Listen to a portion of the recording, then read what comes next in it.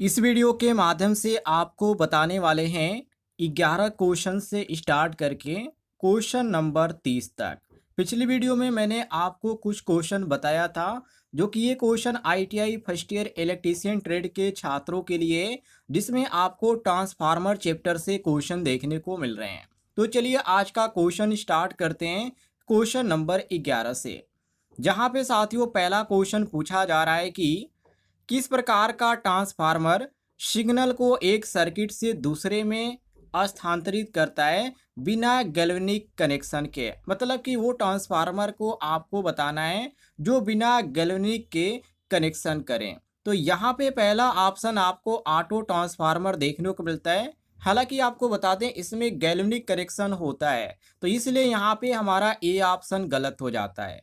B option दिया गया power transformer, तो यहाँ पर इसमें भी आपको देखने को मिलता है जो कि मुख्य रूप से ये जो आपका होता है हाई पावर ट्रांसमिशन के लिए होता है, और इसमें भी आपको गैल्वेनिक कनेक्शन देखने को मिलता है। तो ये भी ऑप्शन हमारा गलत हो जाता है। सी ऑप्शन दिया गया आइसोलेशन ट्रांसफार्मर, तो ये आपका बिल्कुल सही हो जाता है, क्योंकि सुरक्षा के लिए और सिग्नल को अलग अलग करने के लिए हम आइसोलेशन ट्रांसफार्मर का उपयोग करते हैं। यहाँ पे डी ऑप्शन दिया गया स्टेप डाउन ट्रांसफार्मर, तो वोल्टेज कम करने के लिए स्टेप डाउन ट्रांसफार्मर का प्रयोग किया जाता है, न कि गैल्वेनिक कनेक्शन के लिए। तो ये भी हमारा गलत हो जाता है। सही ऑप्शन होगा option number C, isolation transformer, जो आपको सी ऑप्शन में देखने को मिल रहा है। आगे देखते हैं अगले सवाल को। आगे सवाल में पूछा जा रहा है कि ट्रांसफार्मर आयरन कोर को लेमिनेटेड करने का उद्देश्य क्या है। ये क्वेश्चन कई बार रिपीट भी हो चुका है और परीक्षा के लिए इम्पोर्टेंट भी है। यहाँ पे पहला ऑप्शन दिया गया ताकत बढ़ाने के लिए, तो आपको बता दें ताकत बढ़ाने का इसमें कोई भी उद्देश्य नहीं होता है ट्रांसफार्मर में, तो ये हमारा पहला ही ऑप्शन गलत हो जाता है। बी ऑप्शन दिया गया हिस्टैरिसीस लॉस घटाने के, तो यहाँ पे जब कोर की बात की जाती है वहाँ पे हम हिस्टैरिसीस लॉस के बारे में सोचते हैं, लेकिन कोर सामग्री पे ये निर्भर करता है हिस्टैरिसीस लॉस। तो इसमें आपका जो लेमिनेटेड करने का उद्देश्य है उससे कोई भी मतलब नहीं होता है, तो ये आपका गलत है। और सी ऑप्शन दिया गया ईडे करंट लॉस घटाने के लिए, तो ये आपका बिल्कुल सही हो जाता है, क्योंकि लेमिनेटेड जो किया जाता है वो करंट को कम ही करता है, कम ही करने के लिए किया जाता है, और इसमें लॉस होती है जिसको हम एडे करंट लॉस बोलते हैं, और इसी लॉस को कम करने के लिए हम क्या करते हैं, लेमिनेटेड करते हैं। तो ये आपका सी ऑप्शन सही हो जाता है। और डी ऑप्शन दिया गया कूलिंग करने के लिए, तो कूलिंग के लिए यहाँ पे आयल फैन का उपयोग किया जाता है, ध्यान रखिएगा। यहाँ पे आपका सही हो जाता है ऑप्शन नंबर सी, क्वेश्चन के अनुसार हमारा करेक्ट आंसर। आगे बढ़ते हैं अगले सवाल को देखिए। आगे सवाल में पूछा जा रहा है कि ट्रांसफार्मर में ओपन सर्किट टेस्ट किस वाइंडिंग पे किया जाता है। वेरी वेरी इंपॉर्टेंट क्वेश्चन यह भी है। यहाँ पर ए ऑप्शन दिया गया है हाई वोल्टेज वाइंडिंग, तो ये आपका पहला ही ऑप्शन सही हो जाता है, क्योंकि करंट कम होता है और मीटर की रेटिंग जो होती है वो सुरक्षित रहती है। तो ये आपको देखने को मिलता है हाई वोल्टेज वाइंडिंग में ही, ये ध्यान रखिएगा। ऑप्शन आपका ए करेक्ट आंसर हो जाएगा। बी ऑप्शन दिया गया लो वोल्टेज वाइंडिंग, तो ये आपका बिल्कुल गलत है, क्योंकि इसमें ज़्यादा करंट आता है और ज़्यादा करंट आने के कारण नुकसान भी होता है, तो ये भी आपका गलत हो जाता है option number B. C option दिया गया दोनों वाइंडिंग पर, तो दोनों यहाँ पे नहीं सही होगा, केवल एक सही होगा, वो केवल ऑप्शन नंबर है। क्लियर है साथियों। और यहाँ पे डी ऑप्शन दिया गया अर्थ वाइंडिंग पर, तो ऐसा कोई भी कनेक्शन नहीं देखने को मिलता है अर्थ वाइंडिंग पर, तो ये तो आपका ऐसे ही गलत हो जाता है। सही ऑप्शन होगा option number A, high voltage winding. Clear हो गया साथियों। आगे देखते हैं।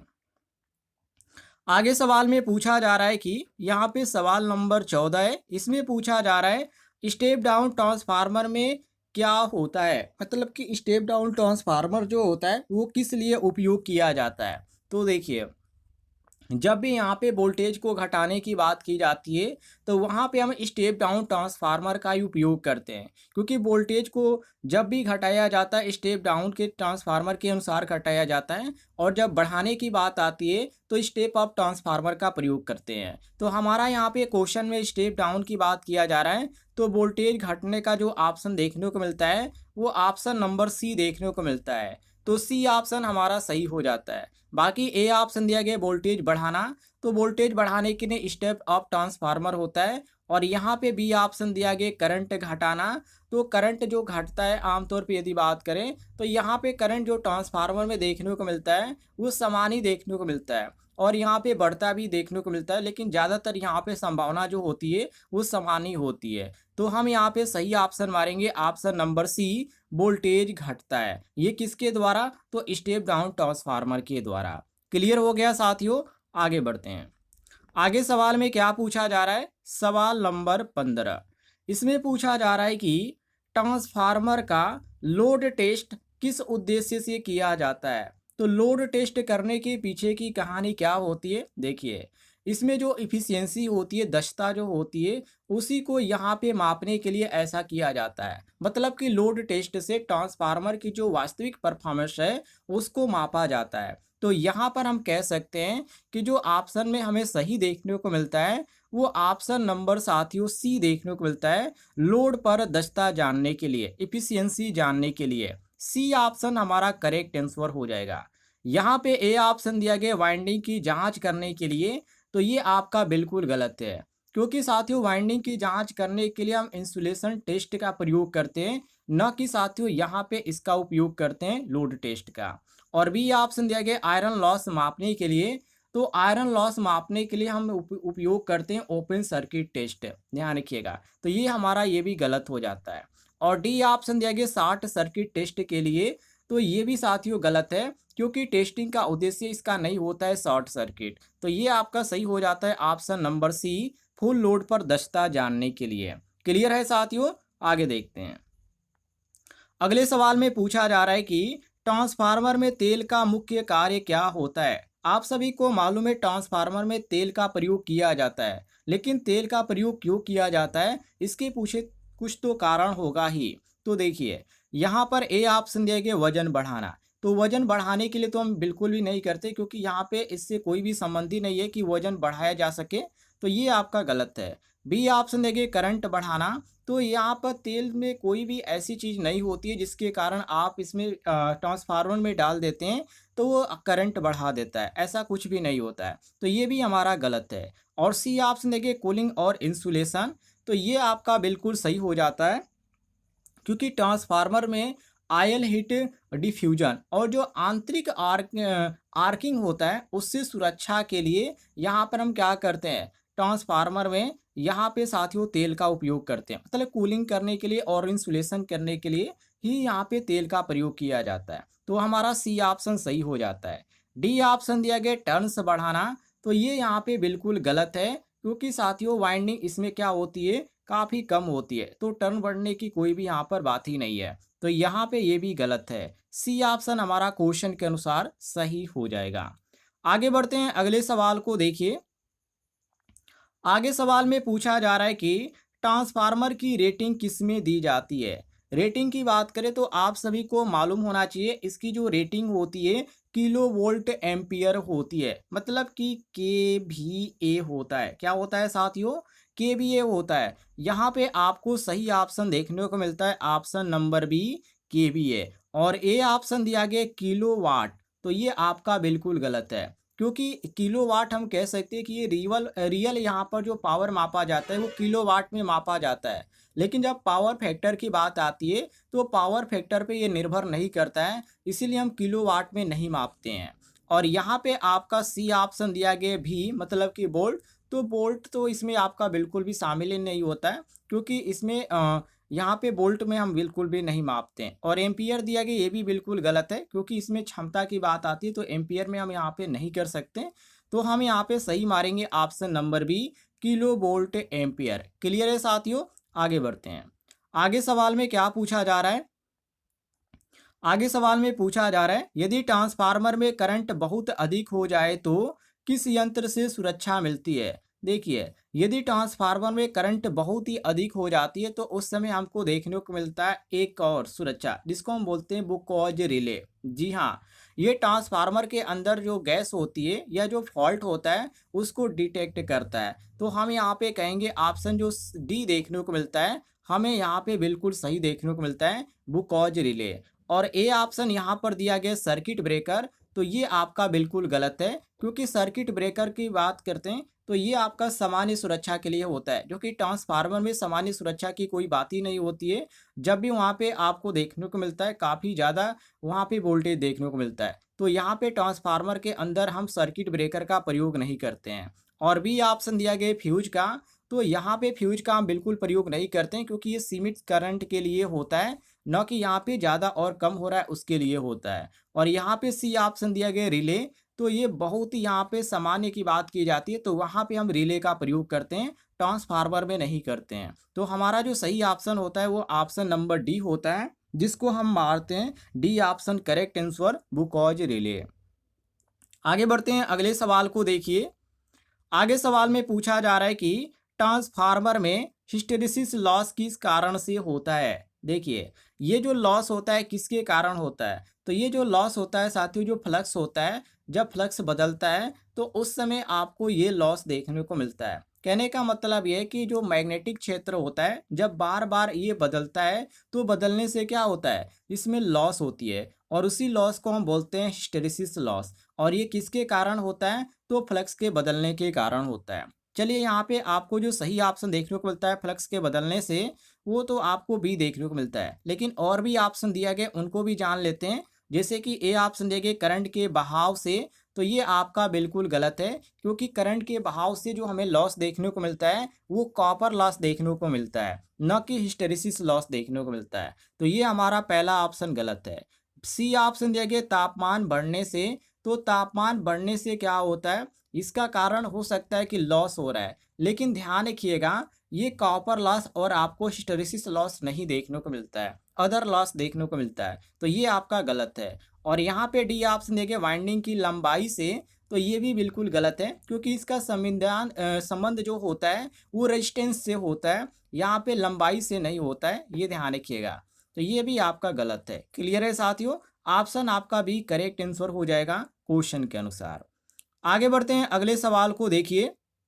आगे सवाल में पूछा जा रहा है कि यदि ट्रांसफार्मर को डीसी सप्लाई दे दी जाए तो क्या होगा। देखिए, यदि ट्रांसफार्मर को आप डीसी सप्लाई देते हैं तो उस समय आपको देखने को मिलेगा कि जो बैक ईएमएफ है, मतलब कि डीसी में जो बैक ईएमएफ आपको देखने को मिलता है वो नहीं देखने को मिलता है, मतलब कि कोई भी बैक ईएमएफ इसमें होगा ही नहीं। तो इसमें हाई करंट आपको देखने को मिलेगा यहाँ पे प्रवाहित होता हुआ, और उस समय यहाँ पे कहा जा सकता है कि ट्रांसफार्मर को क्षति भी पहुंचेगी, मतलब जल भी सकता है। तो हम यहाँ पे कहेंगे कि डीसी सप्लाई यदि हम देते हैं तो उस समय ट्रांसफार्मर जलने की सबसे ज़्यादा यहाँ पे खतरा होता है, और ये ध्यान रखिएगा। और इसमें आपको जो सही देखने को मिलता है, यहाँ पे अत्यधिक करंट खींचेगा और ख़राब हो सकता है, मतलब कि क्षति पहुँचा सकता है, खुद को नष्ट कर सकता है। तो हम यहाँ पे सी ऑप्शन क्वेश्चन के अनुसार करेक्ट आंसर मारेंगे।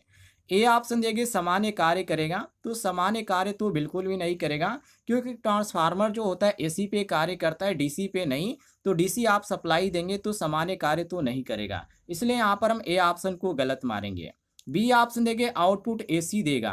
तो देखिए, यदि आप इनपुट में डीसी देते हैं तो आउटपुट भी आपको क्या मिलेगा, डीसी ही मिलेगा, एसी तो देगा ही नहीं। तो यहाँ पे हम इसको भी गलत मारेंगे। और डी ऑप्शन देखिए कोई प्रभाव नहीं पड़ेगा, तो ऐसा तो बिल्कुल ही नहीं होगा। तो हम यहाँ पे सी ऑप्शन करेक्ट आंसर मारेंगे, अत्यधिक करंट खींचेगा और खराब हो सकता है। क्लियर हो गया साथियों, आगे बढ़ते हैं। अगले सवाल में पूछा जा रहा है कि ट्रांसफार्मर की दक्षता अर्थात इफिशियंसी अधिक कब होगी, मतलब कि जो इफिशियंसी होगी वो ज़्यादा कब देखने को मिलेगी।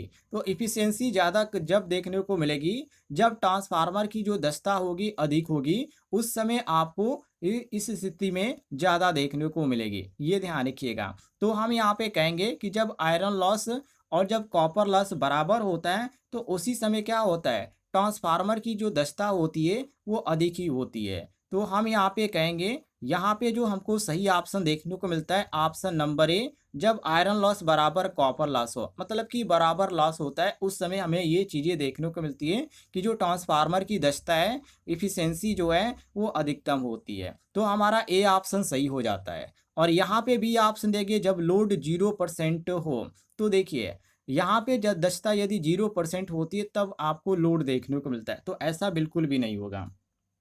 तो ये आपका बी ऑप्शन भी गलत है। सी ऑप्शन देखिए, जब ओपन सर्किट हो, देखिए ये जब ओपन सर्किट होगी तो उस समय आपको केवल आयरन लॉस ही देखने को मिलेगा, तो ये भी आपका गलत है। और यहाँ पे डी ऑप्शन देखिए, जब केवल आयरन लॉस हो, तो आयरन लॉस जो दस्ता कम होगी तभी तो होगा आयरन लॉस, तो उस समय आपको कॉपर लॉस देखने को मिलेगा ही नहीं, तो ये भी गलत है। और यहाँ पे जब आयरन लॉस और कॉपर लॉस बराबर होगा तब आपको जो दस्ता इसकी देखने को मिलेगी, इफिशियंसी जो देखने को मिलेगी वो यहाँ पे बराबर देखने को मिलती है, तब यहाँ पे एफिशिएंसी आपको अधिक मिलेगी। ये ध्यान रखिएगा, जब कॉपर लॉस और आयरन लॉस बराबर होगा तो यहाँ पे हमारा ए ऑप्शन सही हो जाता है।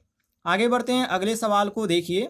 आगे सवाल में पूछा जा रहा है कि शॉर्ट सर्किट टेस्ट के दौरान कौन सा लॉस मापा जाता है, मतलब कि जो क्षति होती है वो कौन सी क्षति होती है शॉर्ट सर्किट में। तो शॉर्ट सर्किट में सबसे ज़्यादा जो लॉस होता है वो कॉपर लॉस होता है, ये ध्यान रखिएगा, क्योंकि उस समय हाई करंट फ्लो होता है और करंट के कारण ये क्या होता है, कॉपर लॉस होता है। और यहाँ पे आपको सी ऑप्शन देखने को मिलता है कॉपर लॉस, जो कि यहाँ पे सी ऑप्शन में लिखा गया है कॉपर लॉस, तो हम यहाँ पे सी ऑप्शन सही मारेंगे। बाकी यहाँ पे ए ऑप्शन दिया गया आयरन लॉस, तो ये आपका बिल्कुल गलत है, क्योंकि iron loss open circuit test में होता है। और बी ऑप्शन देंगे हिस्टेरेसिस लॉस, तो ये भी आपका आयरन लॉस का ही हिस्सा है, तो ये भी आपका गलत हो जाता है। और डी ऑप्शन दिया गया एडी करंट लॉस, तो ये भी आपका आयरन लॉस के अंतर्गत ही आता है, तो एडी करंट लॉस भी हमारा गलत हो जाता है। सही ऑप्शन होगा option number C, copper loss. Clear हो गया साथियों, आगे बढ़ते हैं।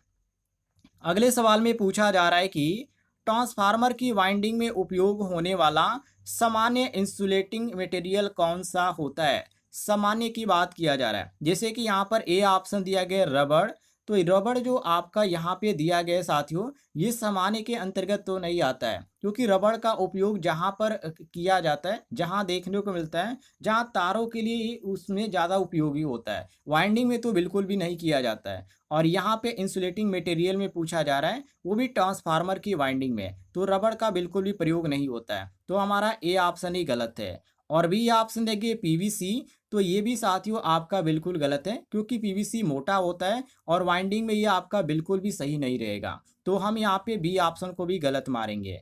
सी ऑप्शन दिया गया एनोमेल, तो ये आपका बिल्कुल सही हो जाता है, क्योंकि ट्रांसफार्मर वाइंडिंग में कॉपर वायर होते हैं और उसके ऊपरी जो भाग होता है उस पर आपको एनोमेल देखने को मिलता है, ये आपका इंसुलेशन, तो हमारा यहाँ पे सी ऑप्शन सही हो जाता है। बाकी कॉपर दिया गया है, तो कॉपर भी एक कंडक्टर ये, लेकिन एक इंसुलेटर की तरह ये बिहेव नहीं करता है, तो हम इसको भी गलत मारेंगे। सही ऑप्शन होता है option number C, correct answer. आगे बढ़ते हैं, अगले सवाल को देखिए। आगे साथियों सवाल में पूछा जा रहा है कि ट्रांसफार्मर में टैप चेंजर का क्या कार्य होता है। ट्रांसफार्मर में टैप चेंजर लगा होता है, सभी को मालूम है, लेकिन इसका कार्य क्या होता है। तो देखिए, वोल्टेज को नियंत्रण करना इसका कार्य होता है, मतलब कि सही इसमें यानी बात किया जाए तो टैप जो होता है वो ये बदलने के काम में आता है, जो कि वोल्टेज को ऊपर नीचे किया जाता है इसी के माध्यम से, तो इसी को हम यहाँ पर टैप चेंजर बोलते हैं, जो कि ये आपका जो होता है वोल्टेज नियंत्रण के लिए होता है।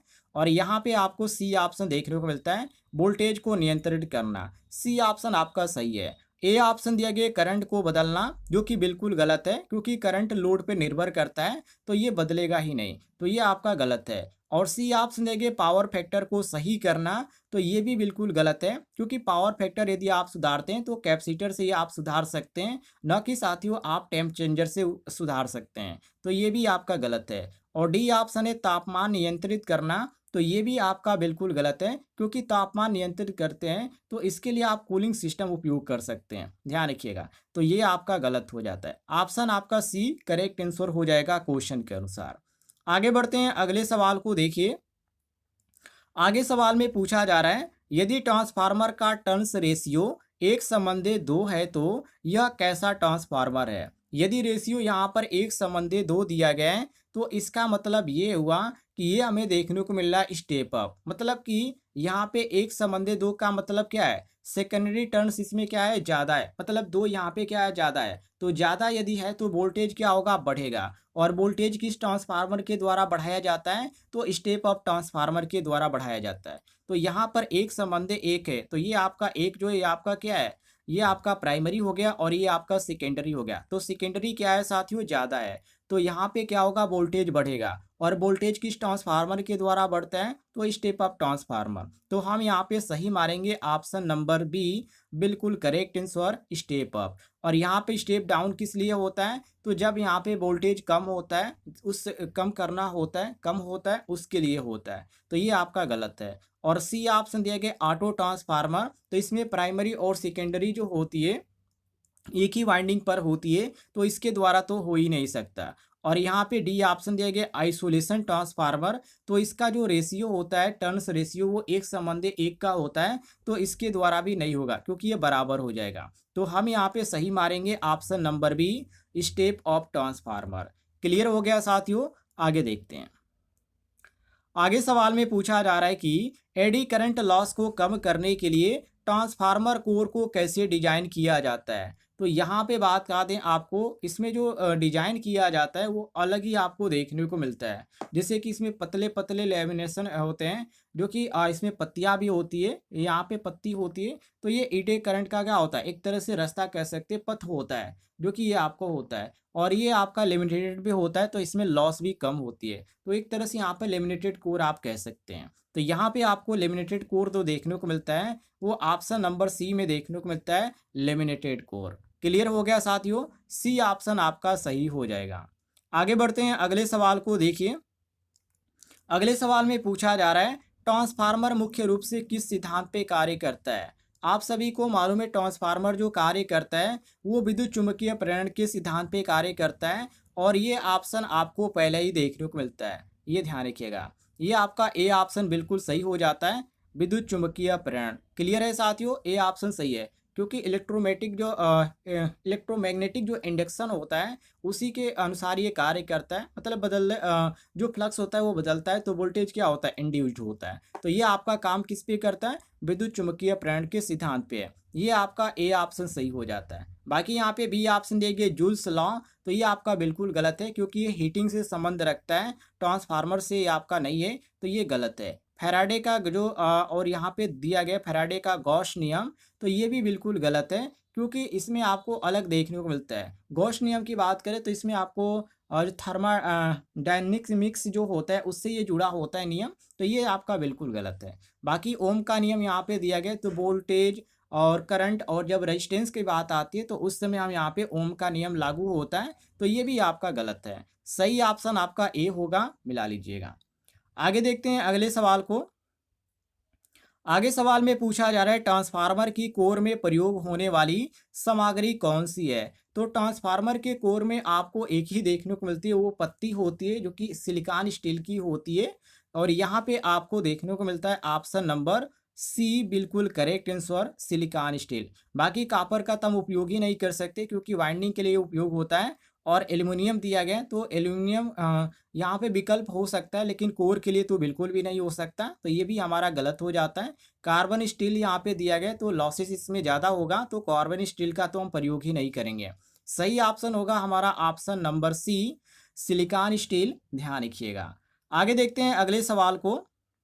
आगे सवाल में पूछा जा रहा है कि ट्रांसफार्मर में कौन सा लॉस वोल्टेज और फ्रीक्वेंसी दोनों पर निर्भर करता है। तो वोल्टेज और फ्रीक्वेंसी की यदि बात करें किस पे निर्भर करता है, तो ये आपका निर्भर करता है हिस्टैरिसीस लॉसेस पे। किस पे साथियों, हिस्टैरिसीस लॉसेस पे। और यहाँ पे आपको जो देखने को मिलता है वो ऑप्शन नंबर सी। बाकी कॉपर लॉस यहाँ पे गलत हो जाएगा, क्योंकि करंट और ये रेजिस्टेंस पे निर्भर करता है। और यहाँ पे हीट लॉस दिया गया है, तो ये भी आपका गलत है। और यहाँ पे डी ऑप्शन देखिए ओपन सर्किट लॉस, तो ये तो मिश्रित लॉस होता है, तो इसे ये तो आपका बिल्कुल सही नहीं होगा। ऑप्शन आपका सी करेक्ट आंसर हो जाएगा, हिस्टैरिसीस लॉस। आगे देखते हैं अगले सवाल को, और इस सवाल का जवाब आप सभी लोग कमेंट बॉक्स में दीजिएगा। 230 वोल्ट, जो कि यहाँ पे क्वेश्चन में कहा जा रहा है कि एक 230 वोल्ट 115 वोल्ट एक केवीए ट्रांसफार्मर को रिवर्स यानी कि उल्टा चला दिया जाए तो आउटपुट वोल्टेज क्या होगा। इस क्वेश्चन का जवाब आप सभी लोग कमेंट बॉक्स में दीजिएगा। देखते हैं कितने लोग इसका सही आंसर देते हैं। फटाफट आप लोग इसका आंसर देने का प्रयास कीजिएगा। और यदि आपको जानकारी पसंद आती है, इस तरह के डेली क्वेश्चन आप पढ़ना चाहते हैं, तो इस वीडियो पर लाइक कीजिएगा। और इस वीडियो के नीचे आपको एक बटन दिख रहा होगा सब्सक्राइब वाला, उसे ज़रूर दबाइएगा।